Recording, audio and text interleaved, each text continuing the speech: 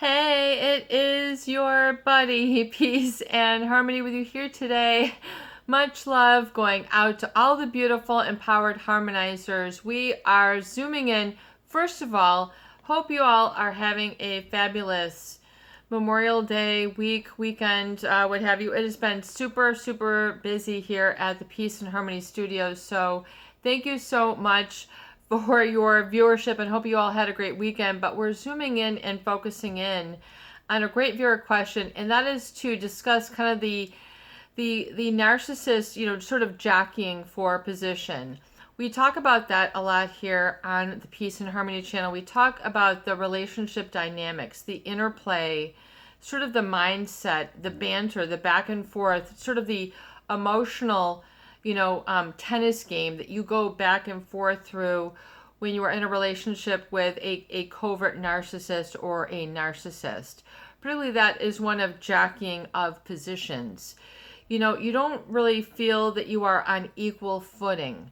You don't ever hear, that, really many words from their mouth, because oftentimes their communication is very covert, meaning it's behind the scenes. It's under the rafters. It's in the rafters, in the woodwork, things that you hadn't even sort of dreamed up. You kind of feel maybe you're at a loss for words with them. It's, difficult to communicate. So you might get into a sort of jockeying of position.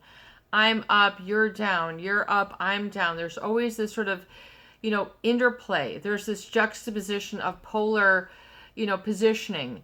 This, of course, is, people have their own mindset, but usually there's sort of a coming together with a symbiosis or a harmony, just where things aren't so stressful, so things aren't so anxious. But, an anxious anxiety, meaning a certain degree of uncertainty, which is fear. You have to understand that there's, certain amounts or doses or, components of fear in life. Okay, that's a given. But, when you're escalating at fear being a sort of chronic and ongoing, feeling that you're always sort of missing the train, you're missing the bus, you're jockeying for a position, you're trying to win somebody back, fend off the criticism. You're always jockeying for position. It's this interplay that you will see with a narcissist. It's, and it's always trying to see if we're going to come together. I think that's the ultimate goal, whether you're, a codependent with this person or an enabler, someone who's keeping them in that sort of, fanning their flames, that the covert narcissist loves you to do, just sort of, fan their flames, just sort of give more air to their fire so that they can be more of who they need to be in front of everybody else, who they think everybody else wants them to be. It's this whole,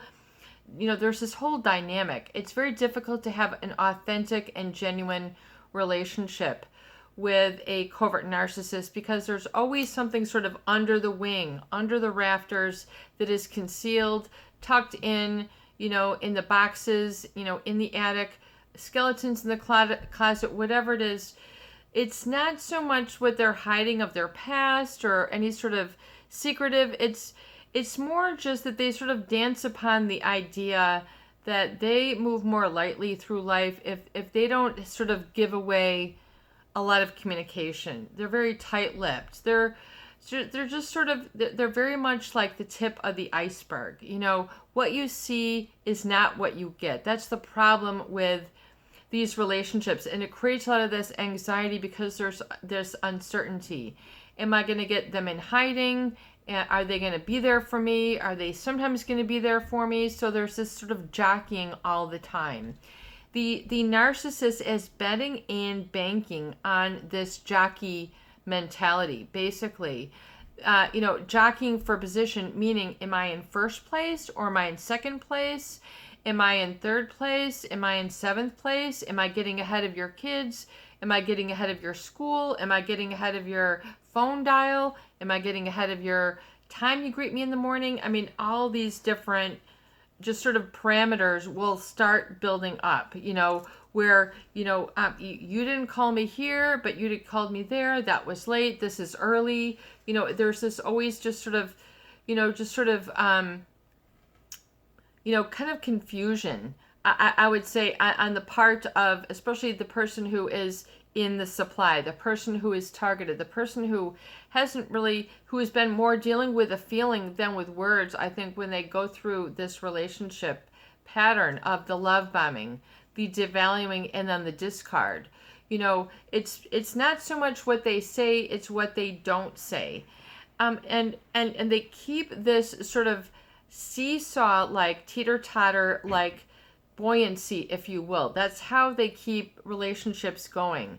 And you can agree to be, in this sort of power play seesaw with a covert narcissist or a malignant narcissist, and say, I'm going to agree to this toxic life.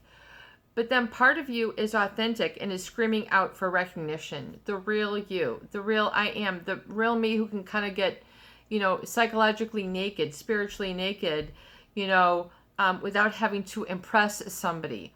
And so the problem with the narcissist is that they are always looking to be impressed or impress upon others. Not just like, oh, it's so good to see you, but it's more like looking to, you've got these etches in the lipstick case. You've got these sort of, like they're keeping score, and if it's, they are the takers. And if you start kind of speaking up for your needs, then they start to shy away because it's not all about them. And they're in it for them. They're in the relationship for them. It's not about how you feel, honestly. And, really it's all a charade. It's a ploy. And to keep that going must be exhaustive.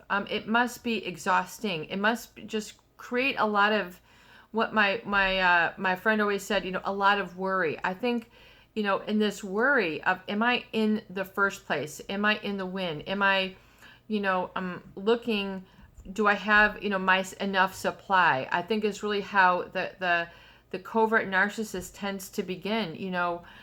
They need that propping up of their ego. They need people to validate them.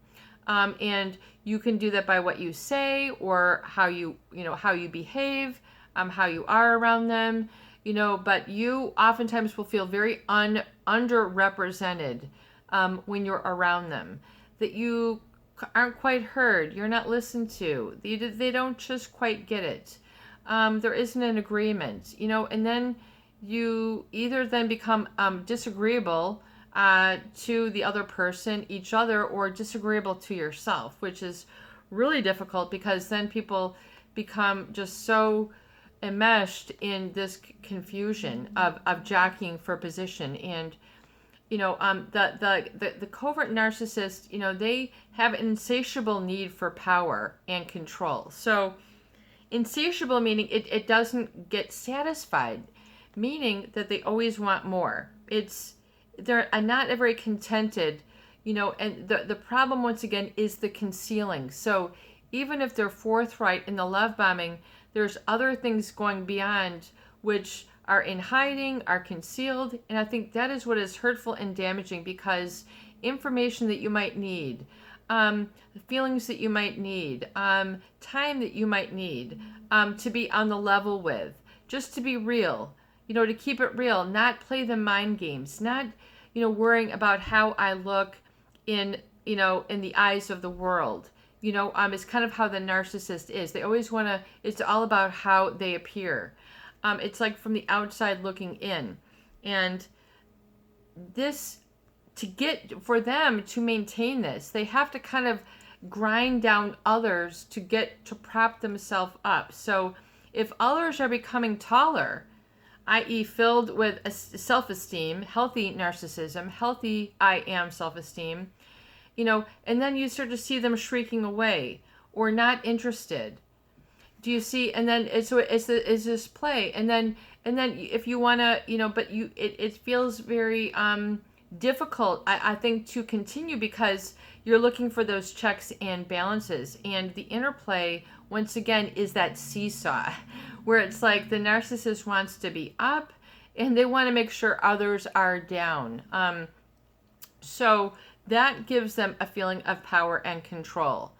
Why? because they have a lack of empathy, and because they have this need for sort of this pathological sense of self-importance. It leads to just sort of grandiose thinking, entitlement behavior. Oftentimes what they also ever come out with is never really there. They don't ever, oftentimes what they dream isn't always the reality, so they don't always do what their dreams are. So it creates this sort of cognitive dissonance, and so when you try to make real out of them, it's very difficult. They really start to just sort of elicit this sort of narcissistic rage. So you've got this jockeying for positions once again. And so you'll see this double standard for them to keep this going, and to be authentic and to be genuine, is really to be with effortlessness, just to be authentic and genuine and not trying to impress, because then you're trying to control an outcome, and so the narcissist is like always trying to control an outcome, from the food on people's, plates, to the emails that people get, to the pictures they see, to, people's phone calls or numbers. I mean, they really can get into a real bind, or they just sort of withhold and then make people be, have to exert so much energy in the relationship that they fatigue people out. They don't meet you in the middle. So that's why I see a lot of these people, especially with the covert narcissist, these people who, fumble around emotionally, wondering what is wrong with me. I mean, they don't quite understand it. And it's because the covert narcissist is become so withdrawn, so withheld. They just literally don't make any sort of what I would call a credibility input into your credibility I am jar. They don't give the time of day. They don't give the eye contact. They don't give the communication. I mean, how that is full, it's always very partial. The old part-time lover. I mean, it's a part-time communication. They don't give you the full pie. You don't see the full pie. That's a lot of the problem. Is the problem is that either the information you need to know, you need to be clued into, but to see that's kind of their power lever move. So it's a very insidious and tension. So, people oftentimes then want to relieve the tension by just sort of trying to move these levers back and forth. And you really do get, I almost want to say, like, secondhand anxiety. I mean, you will get anxiety all the time if you're always in that jockeying for position. It's just sort of a narcissistic outlook. For some people, they might need to be in that way of life. Maybe they're in some sort of sales, or they're in some sort of, spelling bee or something where, they need to get ahead. But we're talking about relationships. We're talking about, functioning love or work relationships, and then where the bottom falls out. So when you're on this constant, it creates a lot of imbalance, and then the anxiety is because there's this uncertainty. So I would consider it kind of a red flag for someone who's always trying to just sort of always act like they're sort of keeping more up on you, than you are communicating about yourself.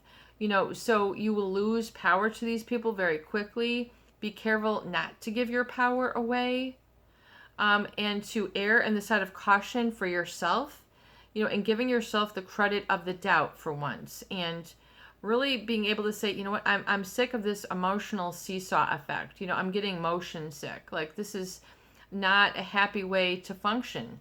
It's mentally exhausting, and then furthermore, it's an unrealistic, a narcissist evaluation of others is very unrealistic, because they don't want to oftentimes give credit where credit is due, or genuine. The sincere, is very threatening to them.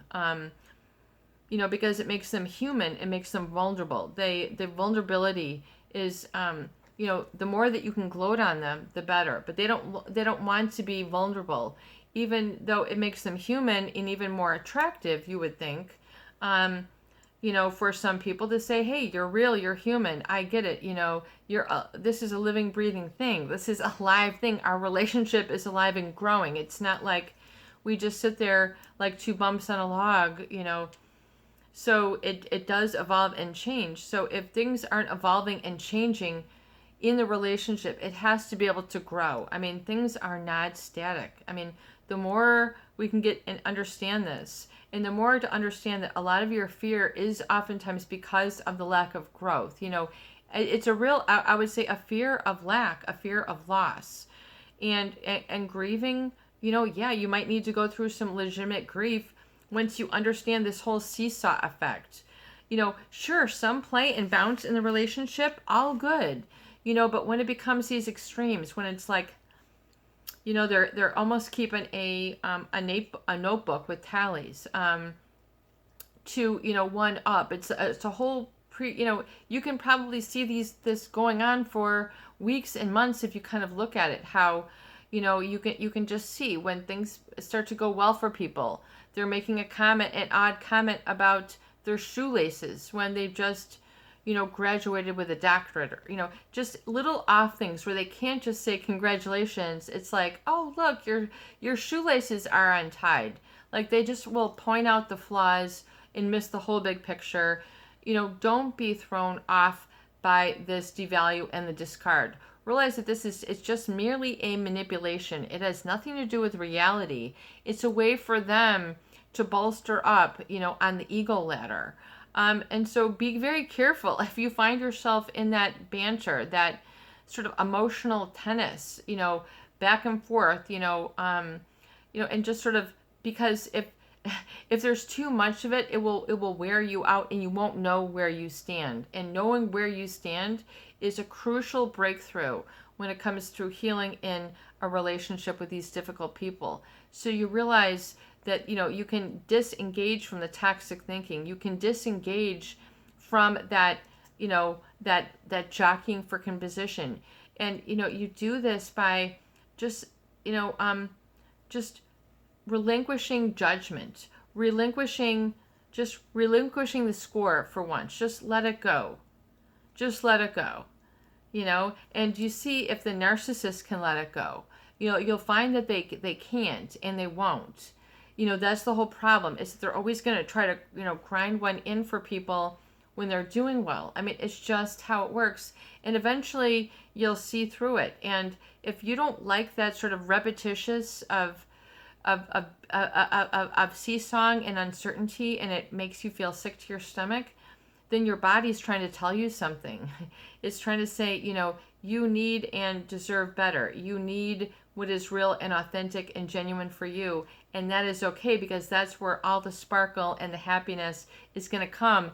Give in to, what is authentic and real for you. If it's not this workplace or this person, be willing to, work on the acceptance, or willing to accept the cognitive reframing of such, is that, to know a little bit something about yourself and to take pleasure in that, and saying, what, it's that whole, stress and that pressure, of the up and down that I don't want. And to say that, and not to, not personally for this person, but if you can say that, just sort of a blanket statement about yourself, you'll become empowered, because you're looking at yourself as how you relate to relationships, and take the name off of that person, for a moment, and all the sentimentality that it brings to you, and just realize that what is not good for you, and it's going to end in disaster, and to say that's okay. I'm okay to snub it out here.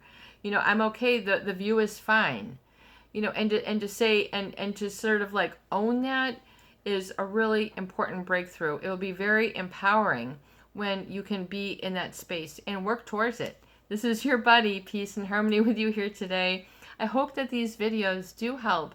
Please share, please subscribe, and please donate for more great tools, videos, discussion, and support. Peace out, peace in, and have a beautiful day. You got this.